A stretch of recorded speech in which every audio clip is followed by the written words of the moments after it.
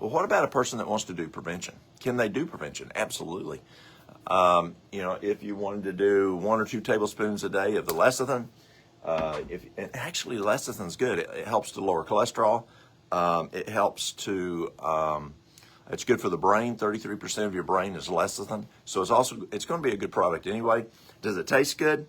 It's not bad. When my dad used to live with my sister, her daughter would go in the refrigerator and constantly was eating the lecithin because she thought it tasted good.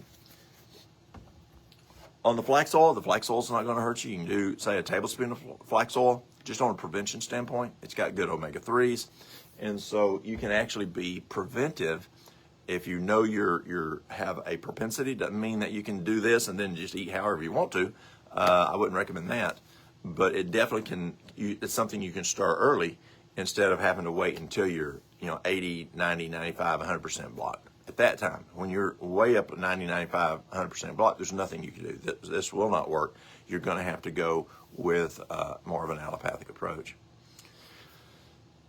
Again, as we look at addressing health issues, we can study, use the brain that we have, our God gave us, look at the research, do our research, but there's an extra key. Let me read today from Proverbs 3, 5 through 6. Trust in the Lord with all thy heart. Lean not unto thy own understanding.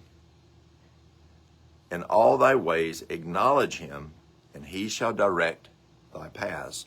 And what's this mean? It says, trust in the Lord in all thy heart. We need to trust him.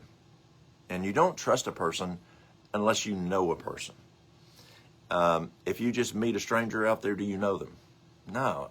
But a person you've known, and a friend or a coworker or a family member that you know well, the more you know them, the more you know you can trust them. So you really need to know a person to really be able to trust the person. So you need to know them, spend time with them. Lean not into thy own understanding.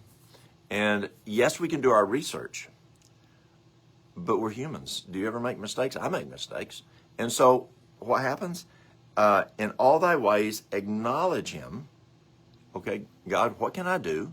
Share them with me. I've looked at these options. What shall I do?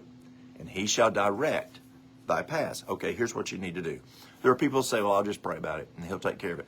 No, God gave us, a person says, well, I like eating hog jowl and chitlins and biscuits and gravy and ham hock and whatever. We know that has a propensity to have atherosclerosis.